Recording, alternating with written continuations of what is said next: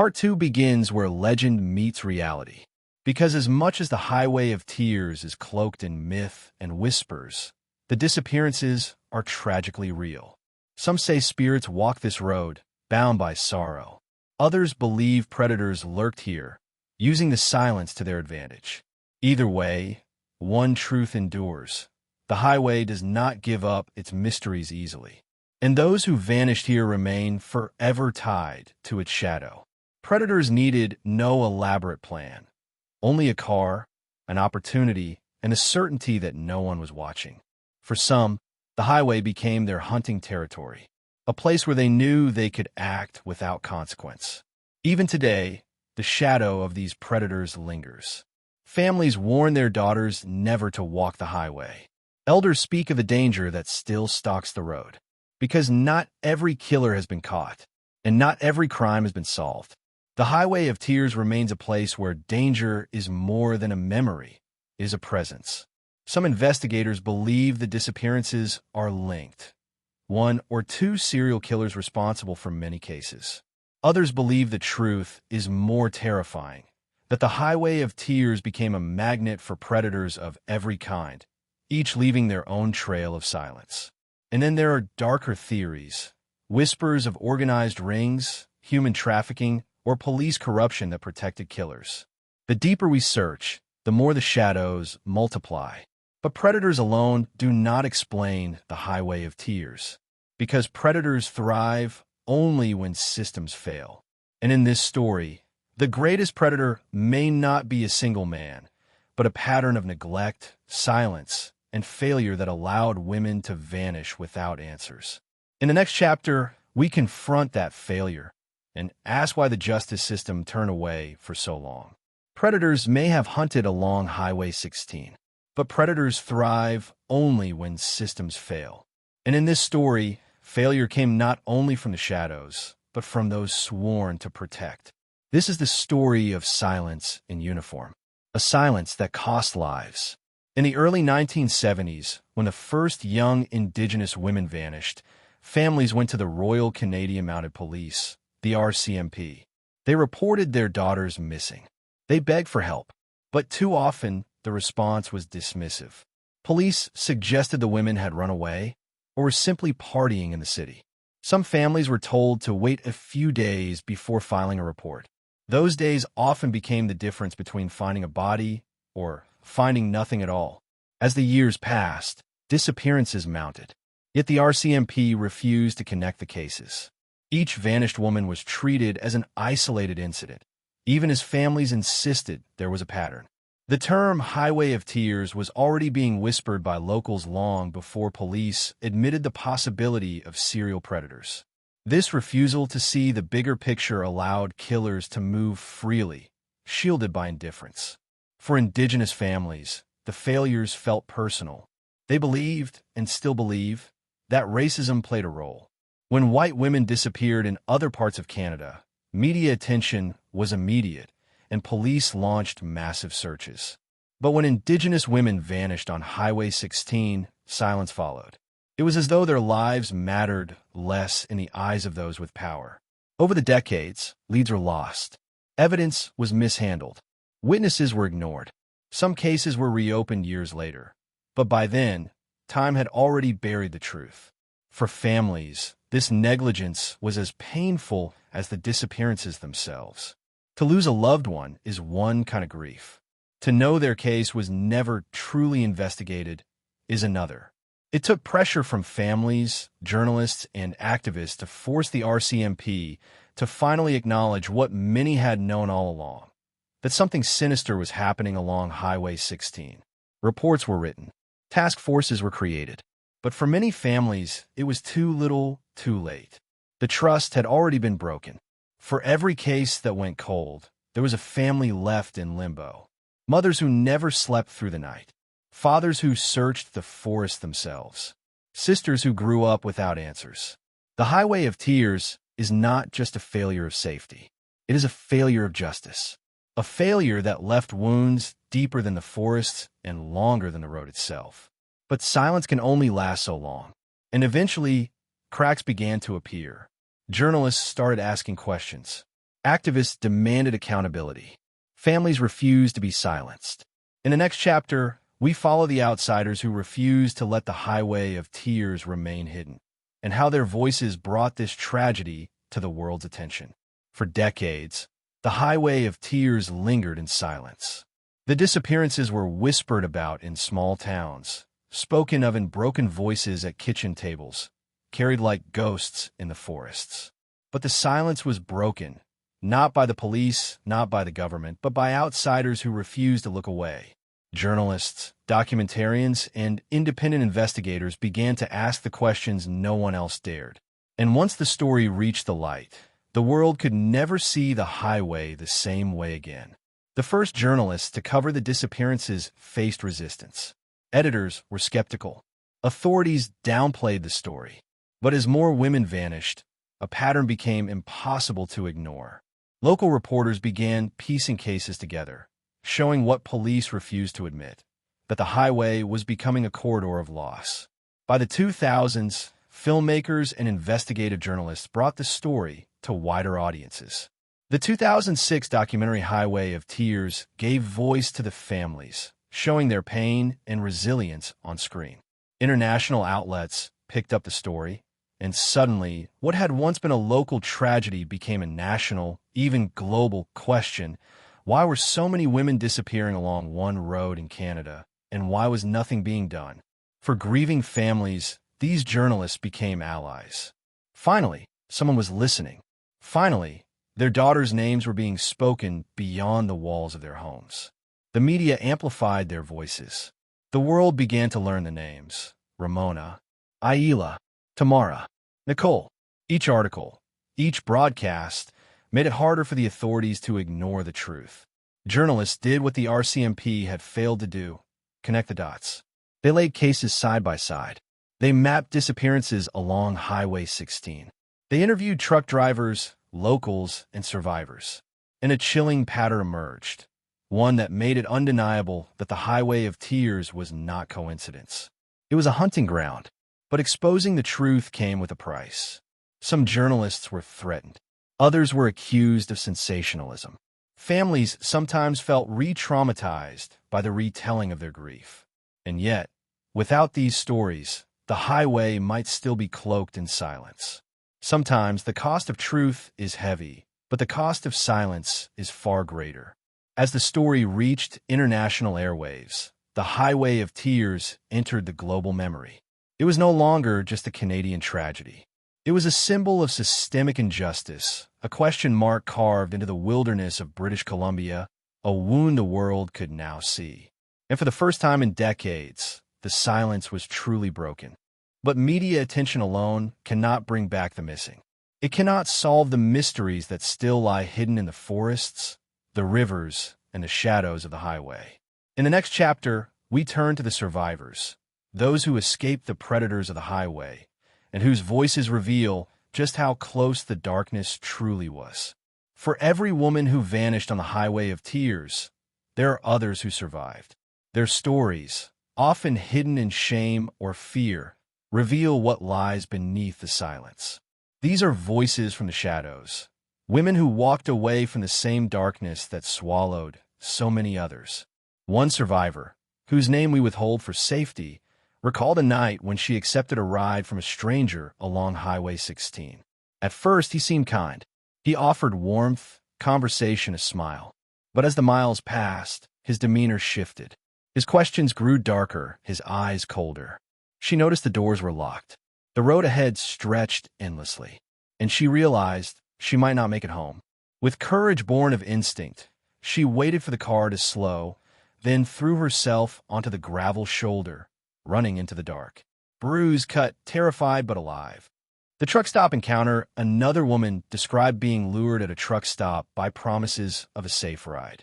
What she found instead was violence waiting in the cab of a long-haul truck. She fought, screaming, clawing, forcing her way out before the truck pulled back onto the road. To this day, she says she still feels his grip on her arm when she closes her eyes. The survivors' stories share chilling similarities. Men offering rides, drivers preying on isolation, threats whispered in locked vehicles. Some survivors believe the same predators who approached them may have claimed the lives of others. Their survival, they say, came down to chance, a wrong turn, a moment of resistance, or pure instinct. For years, many survivors did not speak. They feared disbelief, shame, or retaliation. Some felt their voices would not matter, just as the voices of grieving families had been ignored. But when the highway of tears gained attention, these women began to share their experiences. Their stories confirmed what many had suspected. Predators were hunting this road, and not everyone made out. Each survivor knows, in the silence of night, in the quiet moments alone, that their escape came at a cost. For every woman who got away, another may have been taken. Their survival is both a blessing and a burden.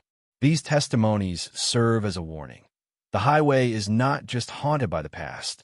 Its dangers remain alive, breathing in the silence between the trees, waiting on the shoulder of the road. The survivors' voices remind us that this story is not only about those who vanished. It is also about those who carry the memory of what could have been, and who fight so that others may not share their fate. But while survivors lived to tell their stories, the missing remained silent. Their voices can only be heard through what they left behind. In the next chapter, we return to the unsolved cases and the haunting question, what happened to the women who never came home? Her name was Ramona Wilson. She was 15 years old, a daughter, a sister, a friend. She loved to laugh, to write in her journal, to dream about the future. She should have had decades of life ahead of her. But in June of 1994, Ramona Wilson vanished.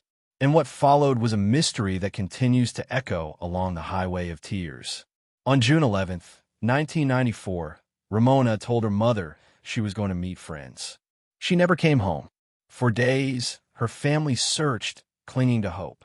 They knocked on doors, retraced her steps, begged for help. But the answers never came.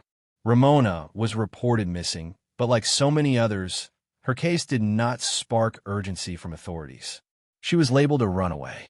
Another statistic, another story swept aside. It would take 10 months for Ramona's body to be found. On April 9th, 1995, near an airport in Smithers, British Columbia, searchers discovered her remains. She had been murdered. The location, isolated, hidden, mirrored the fate of so many others. Her killer had left her in silence, perhaps believing the forest would keep her secret forever. But the investigation into Ramona's death was plagued by neglect. Key evidence was never pursued. Witnesses were left unheard. Leads faded with time. Her mother and family pleaded with authorities, but answers never came. To this day, Ramona's case remains unsolved. The human cost Ramona was not just a case number. She was a young woman with a future, with dreams stolen before they could unfold. Her family has carried decades of grief, fighting not only for justice but also for recognition, that her life mattered, that her story deserved to be told. Ramona's death was not an isolated tragedy. It was part of a growing pattern. Women and girls disappearing or being murdered along Highway 16, their families left behind in sorrow and rage. Her case became one of the earliest names tied to what would come to be called the Highway of Tears. Ramona Wilson's story is not only about loss, but about silence. Silence from authorities. Silence from justice. Silence that families were forced to break on their own. Her face lingers in the dark, a reminder of the countless lives cut short, and the haunting question of who walks free after taking them. Ramona's story is only the beginning. Many others would follow. In the next chapter, we turn to the case of Tamara Chipman, a young mother whose disappearance in 2005 reignited fears that the Highway of Tears would never stop claiming lives. A mother's disappearance in September 2005, life in the coastal city of Prince Rupert carried on as usual. But for one family, the world would soon be turned upside down. Her name was Tamara Chipman. She was 22 years old, a daughter, a friend, and above all, a mother. She had a little boy she loved more than anything in the world. Her life was full of challenges, but she was determined to fight for her future and for his. On September 21st, 2005, Tamara was last seen hitchhiking east of Prince Rupert, heading along Highway 16. Witnesses recall seeing her near the road, but after that moment, she vanished. No one saw who picked her up. No one saw where she went. And just like that, she was gone. Her disappearance shattered her family. Her father, Tom Chipman, began a tireless search for answers. He walked the highway, handed out flyers, begged for information. But days turned to weeks, weeks to months, and still, Tamara never came home. Her little boy would grow up without his mother, left only with stories and photographs of the woman who loved him deeply. RCMP opened an investigation, but like so many cases tied to the Highway of Tears, it produced no answers. No suspects, no arrests, no trace of Tamara. Her family accused authorities of dragging their feet, of treating her disappearance with indifference, just as they had with so many other Indigenous women before her. Tamara's case was more than a personal tragedy. It was a painful reminder that the Highway of Tears was still dangerous, that despite decades of warnings, women were still vanishing into silence. Her story symbolized a larger crisis, the systemic neglect of missing and murdered Indigenous women across Canada. Her father's voice became one of the strongest in the movement for justice. He spoke not only for Tamara, but for all the missing women. His pain carried the weight of countless families, demanding that the world finally listen. Through him, Tamara's memory has never been forgotten. To this day, no one knows what happened to Tamara Chipman. Was she taken by a passing stranger? Was she a victim of the same predators who stalked the highway for decades? But does the truth lie buried somewhere in the forests, waiting to be found? Her disappearance remains one of the many cold, unanswered mysteries of the Highway of Tears. Tamara Chipman's story is not an isolated case. Another young girl, barely a teenager, would vanish just months later. Her name was Aila Sarikauger, and her disappearance would once again remind Canada that the Highway of Tears had not finished claiming its victims. This chapter will focus on the heartbreaking case of Aila Sarikauger, a 14-year-old girl who vanished in 2006. Her youth shocked the nation and highlighted just how vulnerable young Indigenous girls were along the Highway of Tears. She was only 14. Her name was Aila Sarikauger, a daughter, a sister, a friend. She had her whole life ahead of her, dreams yet to be written, a future yet to unfold. But in February 2006, Aila vanished, and just 10 days later, her body was found on the side of Highway 16. On February 2nd, 2006, Aila was last seen leaving a friend's house in Prince George, British Columbia. Her family expected her home that evening, but she never arrived. The hours turned to days, and her family's fear grew unbearable. 10 days later, on February 10th, her body was discovered along Highway 16, east of Prince George. 14 years old, her life stolen before it even had a chance to bloom. Her death raised haunting questions. Who took Aila's life? Why did someone target a child? And how could a young girl be left discarded along the same road that had already claimed so many? Her family was shattered, her community broken, yet the investigation offered no comfort and no answers. By the time of Aila's death, the Highway of Tears had already become infamous. Dozens of women had gone missing or been murdered along its path. But Aila's case struck a particularly painful chord. She was not a grown woman trying to hitchhike to another town. She was a child. Her death proved what many already feared. No one was safe on the highway. Her family refused to let her name fade.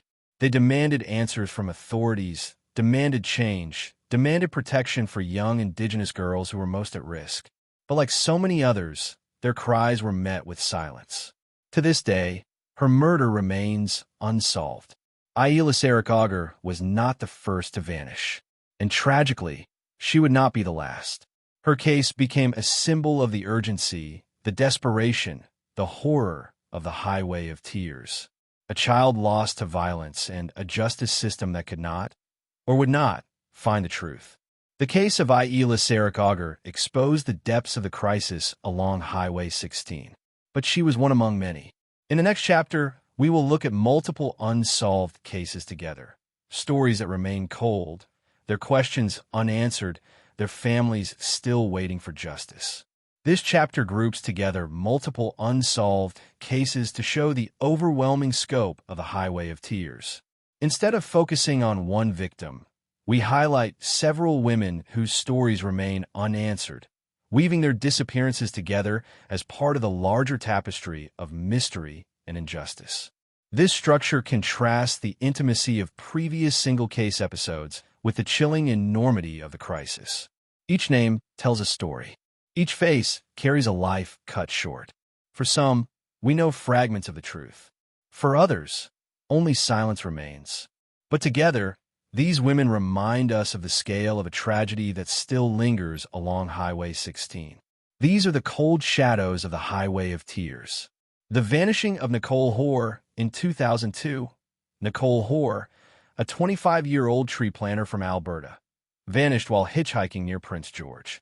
She was not Indigenous, and her disappearance briefly drew national attention. But even with widespread coverage, Nicole's case remains unsolved.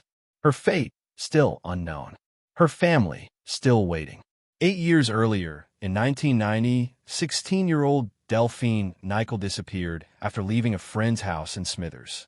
Her family searched desperately. Leads ran dry.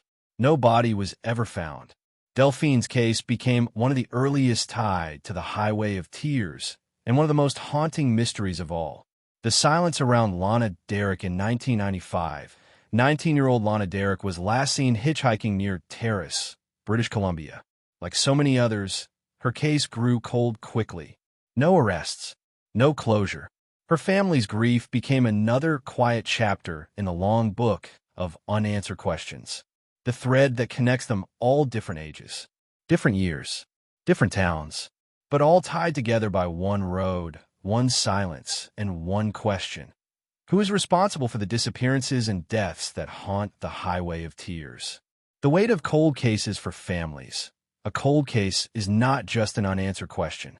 It is a life in limbo, a wound that never heals. Every year that passes feels like another betrayal, another sign that their loved one has been forgotten. The shadows of the Highway of Tears, is filled with shadows. Some belong to the trees and the mountains. Others belong to the lost. Every unsolved case is another shadow cast across the road, another reminder of how many stories remain unfinished. Foreshadowing the next chapter, these cold cases remain unanswered, frozen in time. But while the silence continues, investigators and families refuse to stop searching. In the next chapter, we look at the investigators, the detectives, the specialists, and the outsiders who try to unravel the highway's mysteries and the obstacles they faced at every turn. This is part 23, Cold Shadows. The investigators behind every cold case file, behind every missing poster, lies a question. Who is searching? Along Highway 16, the responsibility fell to the Royal Canadian Mounted Police, the RCMP. Task forces were created, leads were followed, and resources were spent. Yet, decade after decade, the disappearances continued. This is the story of those who investigated the shadows of the Highway of Tears and the obstacles that haunted them. In the early years, investigations were scattered. Each case was handled by its local detachment. With vast distances, limited manpower, and little communication between towns, patterns were overlooked. To the RCMP, these cases appeared isolated, tragic but unconnected. For families, this meant delay. Evidence went missing. Leads grew cold. And with each new disappearance, anger and mistrust began to build. The birth of Project EPANA in 2005, the RCMP created a dedicated task force, Project EPANA. Its mission was to re-examine disappearances and murders along Highway 16 and later across northern British Columbia. At its peak, more than 70 officers worked on EPANA. They investigated over a dozen cases, searching for links, suspects, and answers that had been missed. But over the years, funding was slashed. Resources were pulled away. By 2014, only a fraction of the investigators remained. The highway kept its secrets, while families were left with even more questions. Independent investigators and searchers, as trust in official investigations waned, independent voices rose. Local searchers, private investigators and journalists began piecing together the puzzle. Some followed forensic trails. Others uncovered allegations of negligence and systemic bias. For many, their work wasn't about solving the crimes, but about giving families a voice.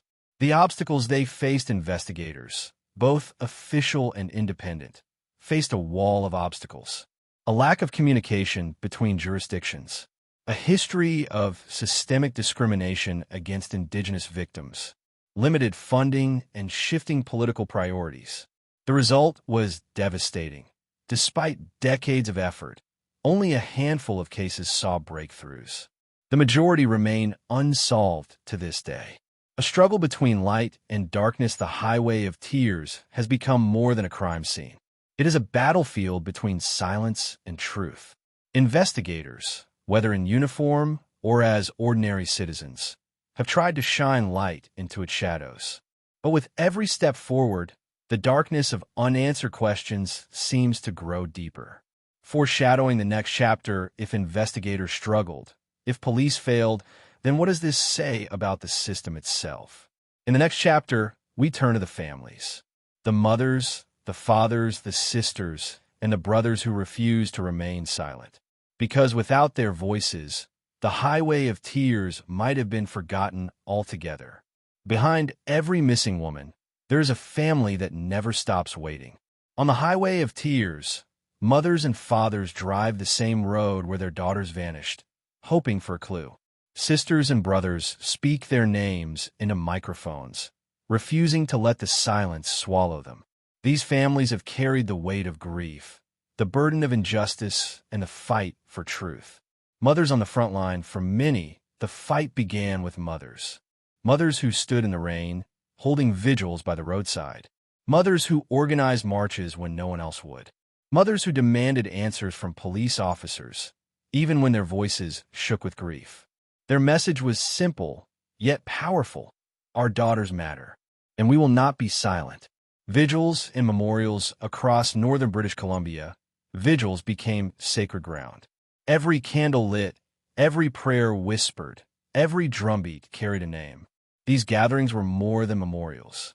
They were protests, a refusal to let the world look away. For families, vigils kept the memory of their loved ones alive and reminded Canada that justice had not yet been served. The power of community. Families were not alone. Communities rallied behind them. Elders offered wisdom. Youth painted murals to honor the missing. Neighbors donated food, money, and time to keep the fight alive. The Highway of Tears became not only a story of loss, but of unity, a shared determination that these women would not be forgotten. Speaking truth to power, families pressed their voices into halls of power. They met with police commanders, spoke at inquiries, and stood before politicians who promised change. They asked hard questions. Why were our daughters not protected? Why were their cases left unsolved? Why does the system fail us again and again? For many, those answers never came. But still, the families refused to give up. The emotional toll. The fight for justice comes at a cost. Families live in constant limbo, caught between grief and hope. Some grew ill under the stress. Some passed away before answers arrived. But even through exhaustion, even through heartbreak, the fight has carried on. Because for these families, love is stronger than silence. The highway becomes a symbol. The Highway of Tears has become more than a road. It is a symbol, a reminder of what happens when voices are ignored. A place where grief meets resilience. Through their fight, the families have forced Canada and the world to confront what was once hidden. Foreshadowing the next chapter, the families have carried this struggle for decades. But the fight for justice doesn't end with them. In the next chapter, we explore the response from governments and institutions. Inquiries, promises, reforms, and the question that still lingers, has enough truly changed? Every disappearance leaves behind a hole in the world. A daughter, a sister, a mother, a friend gone. But behind them remain families who refuse to forget. Families who carry both grief and courage, who stand against silence and demand to be heard. Along Highway 16, these families became the beating heart of a movement. The highway of tears may be marked by tragedy, but it is also marked by resilience. This is their story. The mother's burden when the news came that their daughters were missing. Most mothers were met with silence. Police told them to wait, to be patient, that maybe their child had run away. But mothers know. They know when something is wrong. And so, they became the first investigators. They retrace steps. They call friends. They search the highway themselves. For these mothers, grief became action. Each of them carried the same message. Our daughters matter. We will not stop until the world listens. Fathers, brothers, and silent strength fathers, too, carried the weight. Some drove the highway for weeks, scanning ditches, forests, rivers, searching for signs of their daughters. Brothers carried photos of their sisters in wallets and on T-shirts, determined to keep their memories alive. In a culture where grief is often silent, these men became pillars, not only for their own families, but for entire communities. Vigils that became voices vigils began as private moments of mourning. A few candles, a prayer, a name spoken into the night. But soon they grew. Dozens gathered, then hundreds. Families realized they were not alone. Every candle became a voice. Every voice became a demand. Do not forget our daughters. The vigils transformed grief into protest and silence into power. The rise of community activism. Out of sorrow rose activism. Families formed support groups. They organized walks and awareness campaigns. They demanded bus services along Highway 16 to protect young women from the dangers of hitchhiking. Their grassroots movement became louder than the silence that had once surrounded them. Communities across Canada began to notice. The media began to listen. The Highway of Tears was no longer just a road. It became a national symbol of injustice. Clashing with authorities, families stood before police commanders and government leaders, asking questions that cut deep. Why were our daughters' cases dismissed so quickly? Why was there no urgency? Why did it take decades for the world to listen? Too often, they received vague answers. Promises without action. Apologies without change. But the families refused to be silent. They turned their grief into pressure. Pressure that forced inquiries, headlines, and eventually reforms. The emotional cost of the fight for families, the fight for justice, is relentless. Some grew ill under the strain. Some passed away before hearing answers. Grief etched into their faces. And yet, even through exhaustion and heartbreak, the fight continued. Because love does not, and when life does, and hope, fragile as it may be, is stronger than silence. The families as torchbearers, the families of the Highway of Tears, became more than mourners. They became torchbearers, carrying their daughters' memories into every vigil, every march, every inquiry. Through them, the missing are not forgotten. Through them, the fight for justice continues. But if the families fought tirelessly, how did the governments and institutions respond? Were their voices heard? Were promises kept? Or were they met with the same silence that has haunted Highway 16 for decades? In the next chapter, we turn to the halls of power to uncover how leaders responded and how families still question whether enough has truly changed. Promises and politics, the family spoke. Communities rallied. The Highway of Tears was no longer a hidden story. It had become a national crisis. And so, the attention shifted to those in power. Governments, commissions, and institutions began making promises. But on this long road, promises have often been louder than action. And politics has cast its own shadow across the Highway of Tears. The first waves of attention for decades, the disappearances along Highway 16, were barely acknowledged outside northern British Columbia. But as families organized vigils, as journalists began reporting, and as more women went missing, the silence began to crack. By the early 2000s, politicians at both provincial and federal levels were forced to speak. Committees were formed. Reports were written. But little changed on the ground. The Highway of Tears Symposium, 2006. In 2006, a turning point arrived. The Highway of Tears Symposium brought together families, community leaders, police, and government officials. The message was clear. Action was needed from better transportation along Highway 16 to deeper investigations to confronting systemic racism. Dozens of recommendations were made. But year after year, families watched as most of those recommendations sat untouched, gathering dust. The National Inquiry in 2016, Canada launched the National Inquiry into Missing and Murdered Indigenous Women and Girls. For many families, this was a moment of hope. They traveled long distances to share their stories of loss, injustice, and survival. The inquiry's final report, released in 2019, declared the crisis a Canadian genocide. It listed 231 calls for justice. But to this day, families ask, how many of those calls have been answered? The bus promise, one of the clearest recommendations, was the call for safe, affordable transportation along Highway 16. For years, women had been forced to hitchhike, putting them in danger. After decades of pressure, bus services were finally expanded in parts of the region. But even this solution came too late for many, and it remains inconsistent, leaving long stretches of the highway unprotected. Politics versus reality. Over the years, leaders have stood before cameras, making solemn promises. We will do better.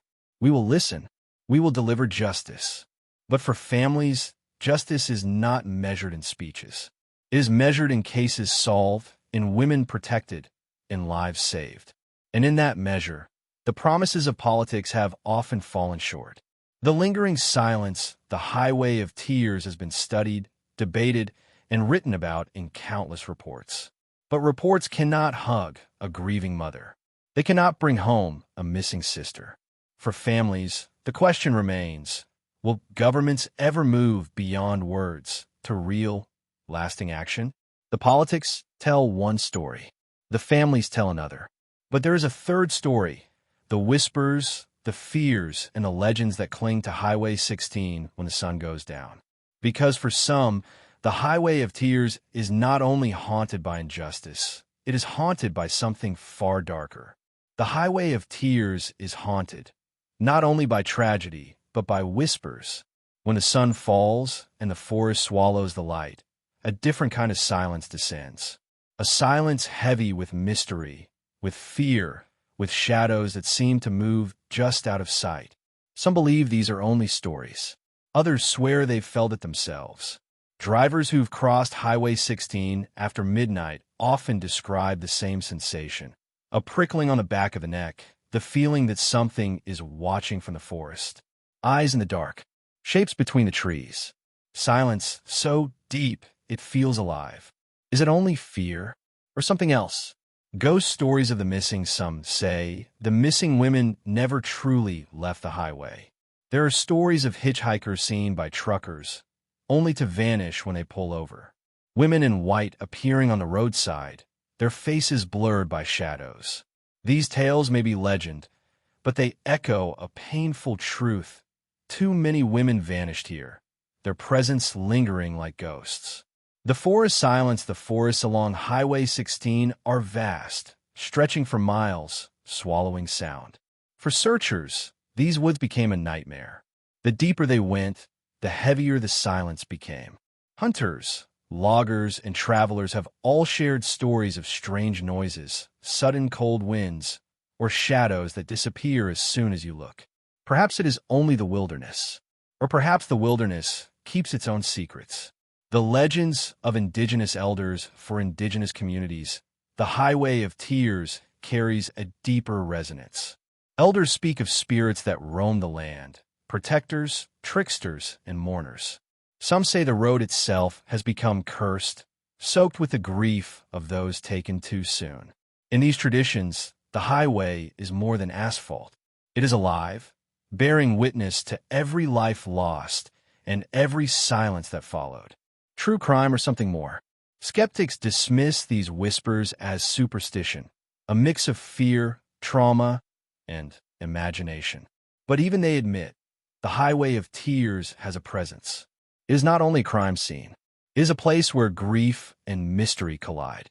And whether through fact, folklore, or fear, the shadows remain.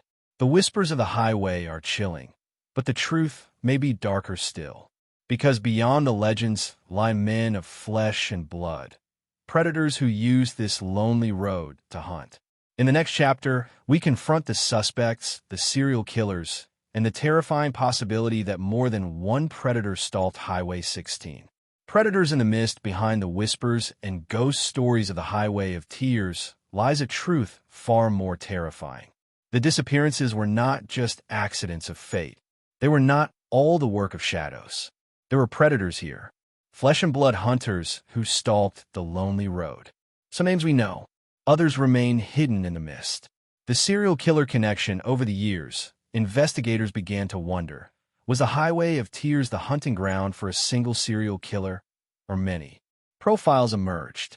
Truckers with long-haul routes, men with histories of violence against women, parolees living quietly in nearby towns. One name in particular raised chilling questions: Bobby Jack Fowler. Bobby Jack Fowler was a drifter, a violent man with a criminal past that stretched across borders. He was linked through DNA evidence to the murder of Colleen McMillan, one of the Highway of Tears victims. But police believe he may have been responsible for more. Fowler died in prison in 2006, but his shadow still looms. Because if one predator prowled this highway, how many others followed the same dark path? He was not the only suspect. Names surfaced: truckers accused of picking up hitchhikers, men tied to assaults near the highway, offenders who slipped through the cracks of Canada's justice system. Some were investigated. Some were ruled out. Others remain chilling mysteries, their involvement never proven, but never fully dismissed. The Highway of Tears offered opportunity. Remote stretches with no lights, no cameras, no witnesses. A place where predators could strike and vanish into the silence. For investigators, this raised a terrifying possibility. The highway was not haunted by a single monster, but by many. A corridor of opportunity, drawing hunters into its mist. The RCMP's dilemma for the Royal Canadian Mounted Police, the challenge was overwhelming. Too many cases, too few resources, and a corridor stretching nearly 450 miles. With every new disappearance, the question deepened. Were they chasing one killer or countless predators blending into the fog? The predators of the highway remind us of a grim truth. Not all monsters hide in myths. Some live among us, wearing familiar faces, waiting for the moment the road turns quiet. But as the hunt for suspects unfolded, another storm brewed. Families and communities began to ask, were the authorities doing enough?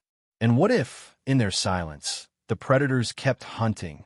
Shadows in the system for decades. The disappearances along Highway 16 raised desperate questions. But behind the stories of missing women and suspected predators lay another mystery, one buried in bureaucracy, silence, and shadows. The failures of the investigation, the decisions left unmade, the voices left unheard. This is the story not only of what happened on the Highway of Tears, but of what didn't happen inside the system meant to protect. The early years of neglect from the very first disappearances in the 1970s, families felt their pleas were met with indifference. Too often, when an Indigenous girl vanished, the initial response was not urgency, but assumption. She must have run away. She must be with friends. She'll come home when she's ready. But many never did. And by the time police acted, days, sometimes weeks, had passed. Indigenous families remember calling the police and waiting hours, even days, for a response. Reports of hitchhikers being harassed or threatened were often ignored. The women vanished. The road stayed silent. And families began to realize their daughters' lives did not receive the same urgency as others. Racial bias and broken trust. Many families accuse the RCMP of racial bias, of seeing Indigenous women as less important, less worthy of protection. This accusation cut deep because it wasn't only about police response times. It was about respect, about dignity, about whether these women were seen as citizens deserving justice or as voices the system could ignore. The cold cases, as the years passed, the files piled up. Case after case went cold. Leads grew faint. Witnesses moved or disappeared. Evidence was lost or never collected at all. By the early 2000s, there were so many unanswered cases along Highway 16 that families demanded answers not only about the missing, but about the investigators themselves.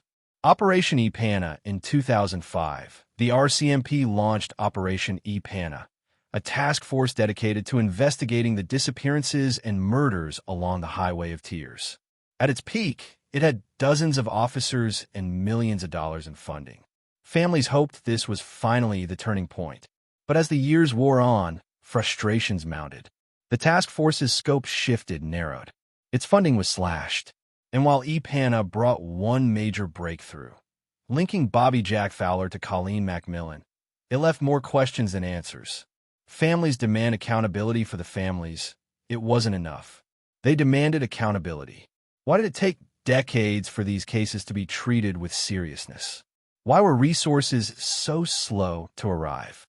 And why, even after millions were spent, were so many cases still unanswered? For them, the system was not only broken, it was complicit in the silence. The shadow that remains, the RCMP insists they've done what they could with the tools they had.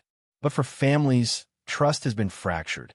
The Highway of Tears is not only haunted by predators, but by shadows within the system itself. And for many, those shadows still feel as heavy as the road at night.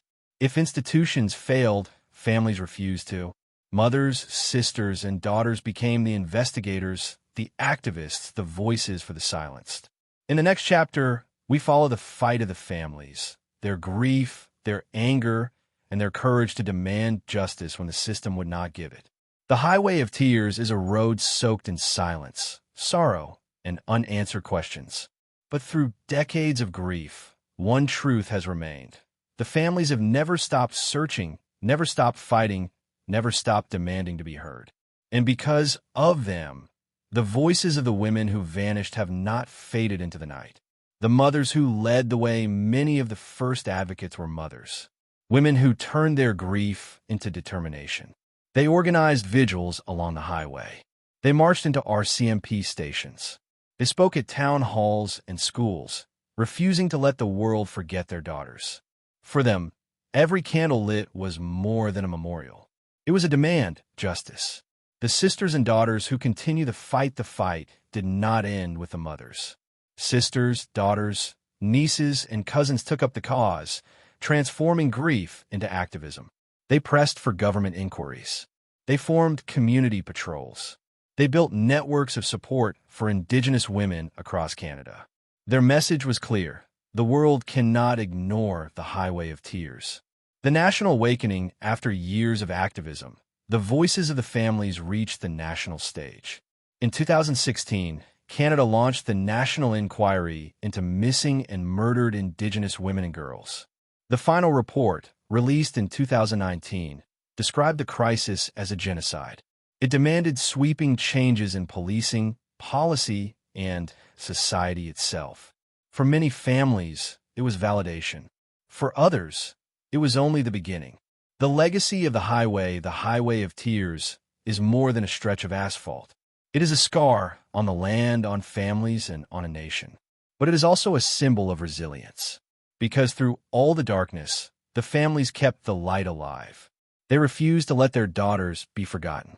They turned silence into song, sorrow into movement, and tragedy into a call for justice that echoes across Canada and beyond. A closing reflection as we close this journey, we remember them. The women whose laughter was stolen, whose futures were cut short, whose families still ache for answers. Their stories remind us of a truth we must never forget. Justice is not only found in courtrooms, but in memory, in advocacy, in refusing to let their names disappear. And so, the Highway of Tears remains a road of questions, but also of courage. A road where voices, once silenced, now refuse to fade. The Highway of Tears remains a mystery without end. Was it the work of predators hiding in plain sight? Or does the land itself hold secrets we cannot name? Every mile of that road tells a story, some written in fact, others whispered in fear. And perhaps that is why the Highway of Tears continues to haunt us. Not only because of the lives lost, but because Deep down, we fear the darkness may never give up all its answers.